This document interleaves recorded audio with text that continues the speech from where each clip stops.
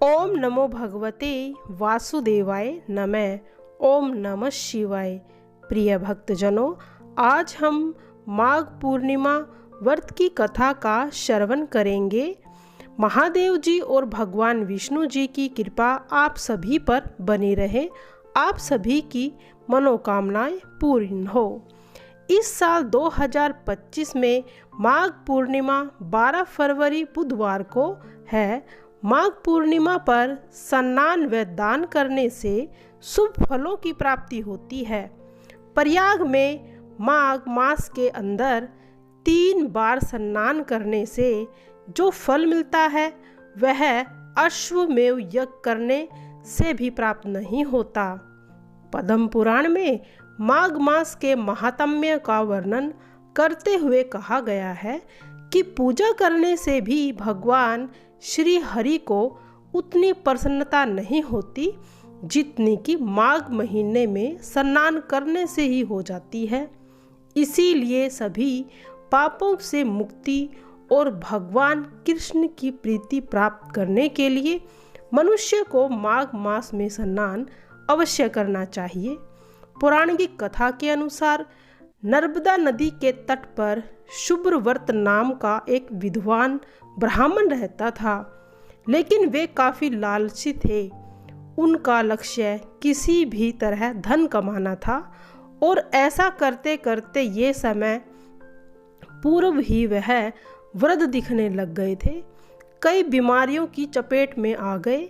इसी बीच उन्होंने अंतर्ज्ञान हुआ कि उन्होंने अपना पूरा जीवन तो धन कमाने में ही बिता दिया, अब जीवन का उद्धार कैसे होगा। इसी कर्म में उन्हें माघ माह में स्नान करने का महत्व बताने वाले एक श्लोक याद आया। इसके बाद स्नान का संकल्प लेकर ब्राह्मण नर्मदा नदी में स्नान करने गया। करीब 7 दिनों तक स्नान के बाद उसकी तबीयत ज़्यादा खराब हो गई और मृत्यु का समय आ गया। वे सोच रहे थे कि जीवन में कोई सत्कार्य न करने के कारण उन्हें नरक का दुख भोगना होगा, लेकिन वास्तव में ही 7 दिनों में माघ मास का स्नान करने से उन्हें मोक्ष की प्राप्ति हुई। अब प्रिय भक्तजनों सुनेंगे 32 गुना फल देने वाली, हर संकट से मुक्ति देने वाली पूर्णिमा व्रत की कथा। कांतिक नगर में धनवेश्वर नाम का एक ब्राह्मण रहता था। भिक्षा मांगकर अपना जीवन निर्वाह कर रहा था। उसकी कोई संतान नहीं थी। एक दिन उसकी पत्नी नगर में भिक्षा मांगने गई, परंतु सभी ने उसे बांझ कहकर भिक्षा देने से इनकार कर दिया। फिर किसी ने ब्राह्मण दंपति को 16 दिन तक माँ काली की पूजा करने को कहा। उन्होंने विधिवत पूजा करके आराधना की और उनकी आराधना से प्रसन्न होकर माँ काली ने दोनों का संतान की प्राप्ति का वरदान दे दिया। व्रत करने से संकट से मुक्ति मिलती है और सभी कामनाएं पूर्ण होती है। गंगा स्नान के अलावा माघ मास पूर्णिमा के दिन स्नान करने का बहुत महत्व माना गया है। इस दिन कपड़े, भोजन, गेहूं का दान करना भी बहुत ही शुभ माना गया है। माघ पूर्णिमा के दिन कपड़े, भोजन और गेहूं का दान करने से भगवान विष्णु की विशेष कृपा प्राप्त होती है। इस दिन किसी पवित्र तीर्थ स्थान पर स्नान करने से मनुष्य पाप मुक्त होकर स्वर्ग लोक में जाते हैं। संतान धर्म में भी व्रत व उपवास किए बिना व्रत की कथा को अधूरा माना जाता है। इसीलिए माघ पूर्णिमा का व्रत करते समय भी कथा अवश्य पढ़नी चाहिए। माघ मास में पवित्र संगम पर स्नान किया जाता है और इस समय कुंभ स्नान का पावन पर्व भी चल रहा है। जो भक्त कुंभ स्नान न कर पाए, आज ही इस कथा के माध्यम से घर में बैठे कुंभ स्नान का पुण्य भी प्राप्त कर सकते हैं। महाकुंभ आयोजन 12 सालों में प्रयागराज, हरिद्वार और नासिक में होता है। इनसे जुड़े भी बहुत कथाएं हैं। जब देवताओं और असुरों ने मिलकर समुद्र मंथन किया तो उसमें 14 रत्न निकले थे। उनमें से एक अमृत कुंभ यानी अमृत कलश था, जो अमृतों का वरदान प्रदान करता है। अमृत को लेकर देवता और असुरों में विवाद हुआ। विष्णु भगवान ने मोहिनी का रूप धारण कर अमृत को बांटने की योजना बनाई। देवताओं में अमृत कुंभ को असुरों से बचाने के लिए गरुड़ ने इसे लेकर आकाश में उड़ान भरी। इस दौरान कुंभ से अमृत की कुछ बूंदें 4 स्थानों प्रयागराज, हरिद्वार, उज्जैन और नासिक में गिरी। इसीलिए इन स्थानों पर ही कुंभ स्नान का महत्व है। महर्षि दधीचि ने देवताओं को अपनी अस्थियां दान में दी थी ताकि वे वज्र बना सके। उनकी इस महान तपस्या से प्रभावित होकर देवताओं ने उन्हें अमृत कुंभ का वरदान दिया था। महर्षि दधीचि ने इसे मानव कल्याण के लिए कुंभ स्थलों पर स्थापित किया। मान्यता है कि इस स्थान पर स्नान करने से मोक्ष प्राप्त होता है। गंगा जी की धरती पर अवतरण के समय भगवान विष्णु ने उन्हें अपनी जटाओं में समाहित किया था और बाद में धीरे धीरे प्रवाहित किया, जिससे कुंभ स्थानों पर गंगा, यमुना, सरस्वती का संगम होता है।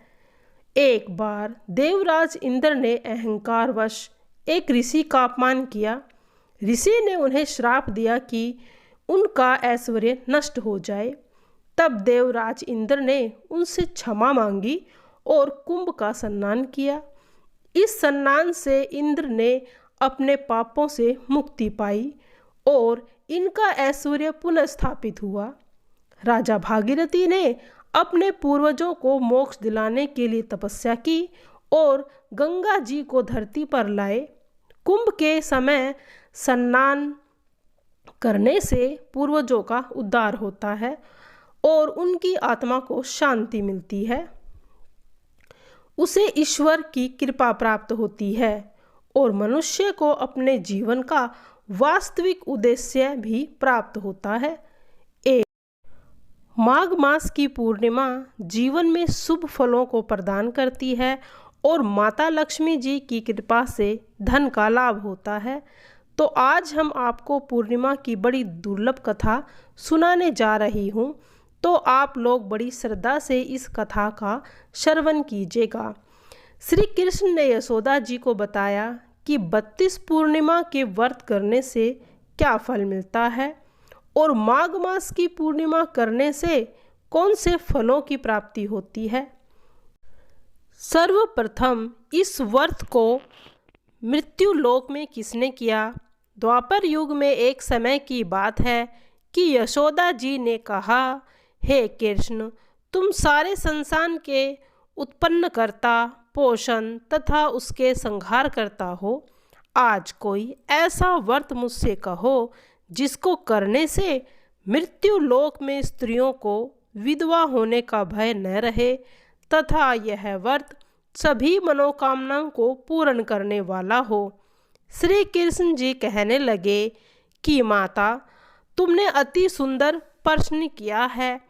मैं तुमसे ऐसे ही व्रत को सविस्तार से कहता हूँ। सौभाग्य की प्राप्ति के लिए स्त्रियों को 32 पूर्णिमा का व्रत करना चाहिए और माघ मास की पूर्णिमा को यह व्रत तो अवश्य ही करना चाहिए। इस व्रत को करने से मनुष्य की सभी इच्छाएं पूरी होती हैं और भगवान शंकर के प्रति मनुष्य मात्र ही भी भक्ति को बढ़ाने वाला है। यशोदा जी कहने लगी, हे कृष्ण, सर्वप्रथम इस व्रत को पहले किसने किया था? इसके विषय में विस्तार पूर्वक मुझसे कहो। श्री कृष्ण जी कहने लगे कि इस भूमंडल पर एक अत्यंत प्रसिद्ध राजा चंद्रहास रहता था। अनेक प्रकार के रत्नों से परिपूर्ण कातिका नाम की एक नगरी थी। वहाँ धनेश्वर नाम का एक ब्राह्मण था और उसकी स्त्री बहुत ही सुशील और रूपवती थी। दोनों ही उस नगरी में बड़े प्रेम के साथ रहते थे। घर में धन धान्य आदि की कमी नहीं थी। उसको एक बड़ा दुख था, उसकी कोई संतान नहीं थी, जिस वजह से वह बहुत दुखी रहते थे। एक दिन एक बड़ा तपस्वी योगी उसकी नगरी में आया। वह योगी बाकी सभी घरों से भिक्षा मांगकर भोजन किया करता था, लेकिन उस ब्राह्मण के घर से वह भिक्षा नहीं ग्रहण करता था। एक दिन वह भिक्षा मांगकर गंगा नदी के किनारे प्रेम पूर्वक भिक्षा को खा रहा था।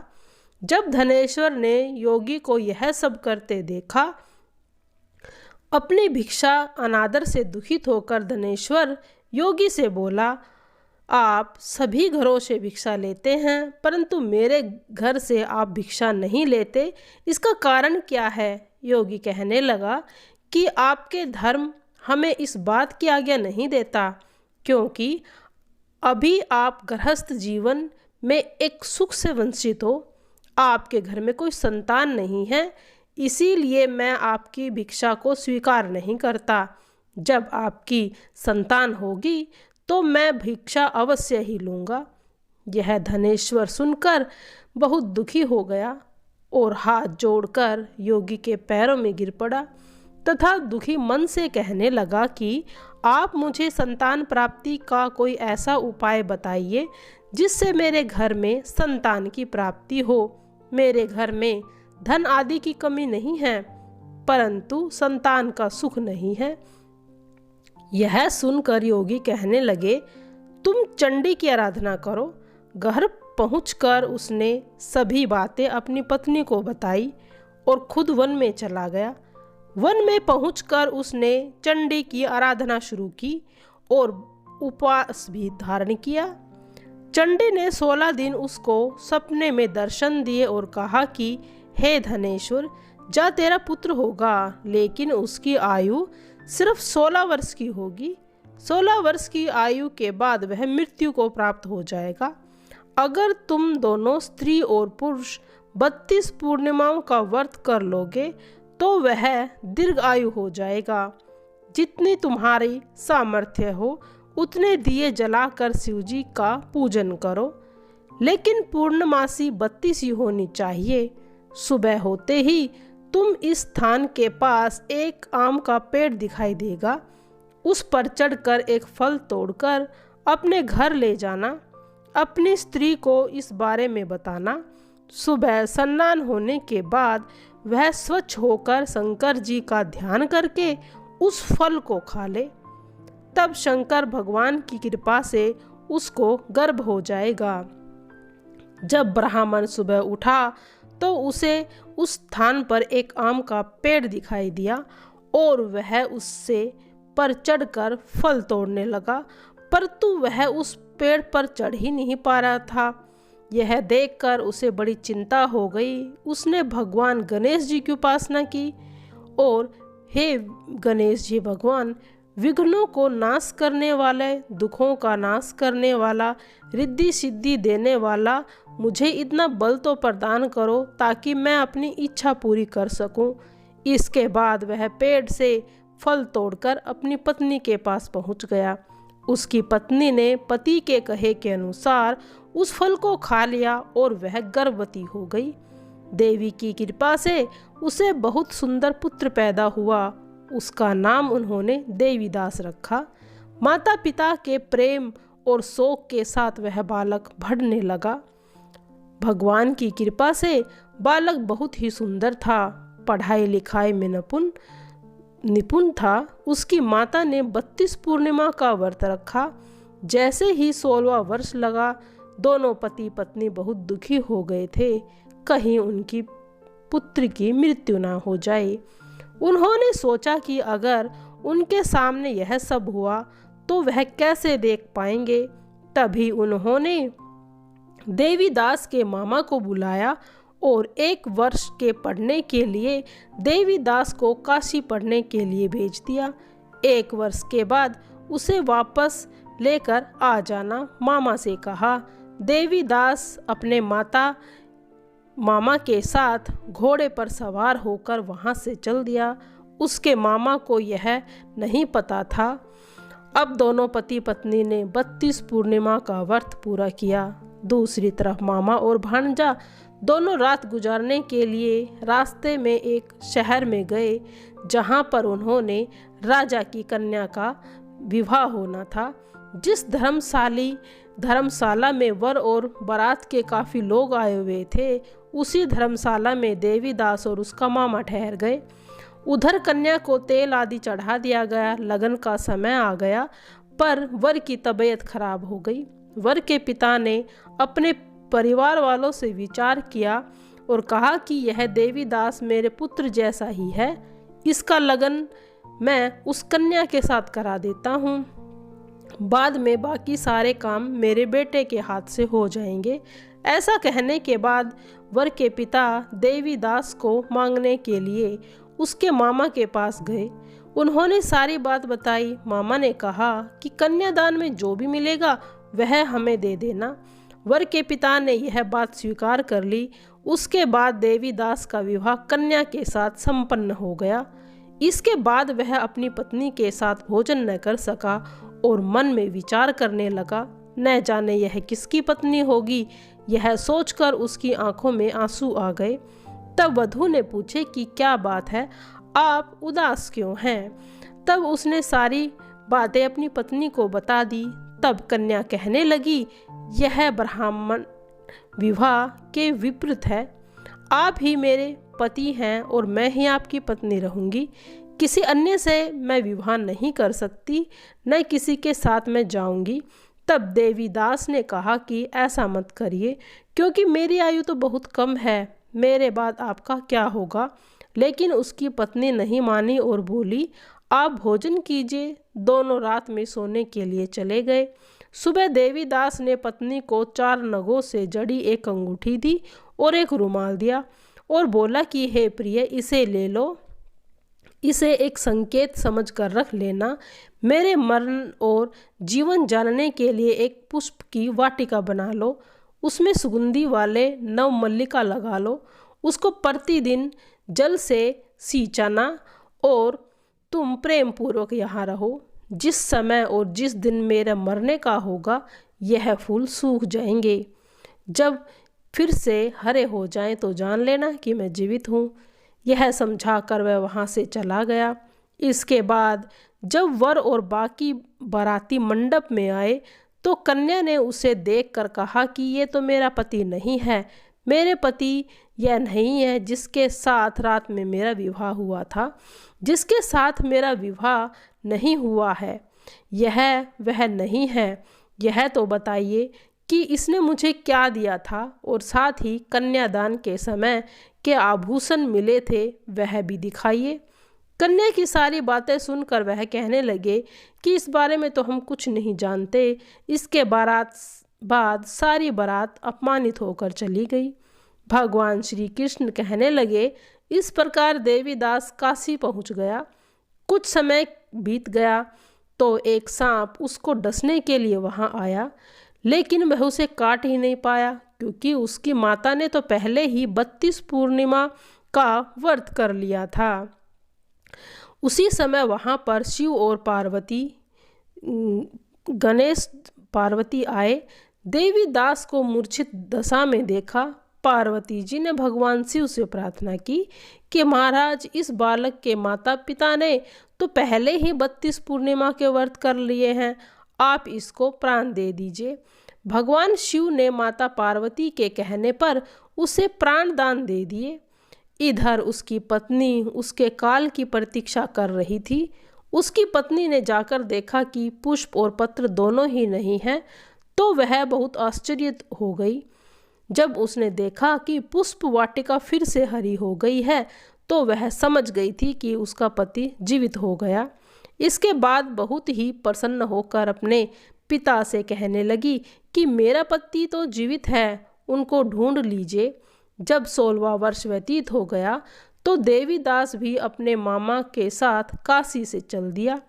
इधर उसकी पत्नी ने के परिवार वालों ने उसे ढूंढने के लिए जा ही रहे थे कि उन्होंने देखा कि देवीदास और उसका मामा उधर आ रहे हैं।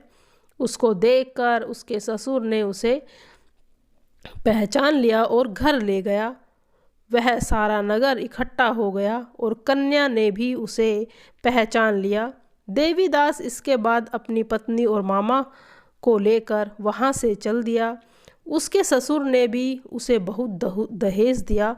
जब वह घर की तरफ चला तो उसके माता पिता को लोगों ने खबर दी कि तुम्हारा पुत्र देवीदास अपनी पत्नी और मामा के साथ बहुत सारा धन लेकर आया है। परंतु उन्होंने विश्वास नहीं हुआ।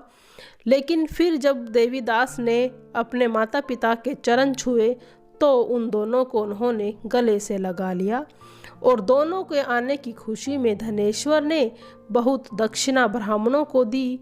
इसीलिए श्री कृष्ण जी कहने लगे कि इस तरह धनेश्वर को 32 पूर्णिमाओं के व्रत के प्रभाव से संतान प्राप्ति हुई।